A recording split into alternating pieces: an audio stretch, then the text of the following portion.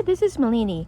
I love this time of year in the spring when you see so many pretty blooming succulents. This one is known as a Kalanchoe pumila, native to Madagascar. And the one I really like about this is this beautiful contrast of colors with this white silver leaves and beautiful lavender flowers. And this is a low-growing, low-profile succulent, and it spreads really nicely, like almost like a mat.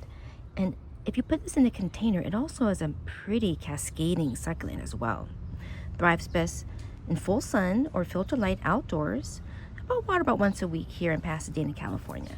Here's another blooming Kalanchoe, longiflora, native to South Africa, and has these dark reddish brown leaves. You know, this gets really intense in color when you put this in the full sun, and pretty pink blossoms. Another very easy to care for succulent. I like to keep this in full sun or filter light outdoors because it keeps this nice intense color, this reddish brown color. I water about once a week here in Pasadena, California. And let me show you another one. Now this one is known as a Kalanchoe, but the mother of 1,000 babies. As you can see here, all these babies here that come, see, they have little seed pods and they drop into the soil and they create a lot of babies. Look at this flower, beautiful bell-shaped flowers here.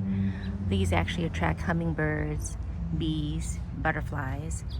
And let me show you one more. Now this one is, let me see this one. This is Aeonium Kiwi, and this has a yellow flower.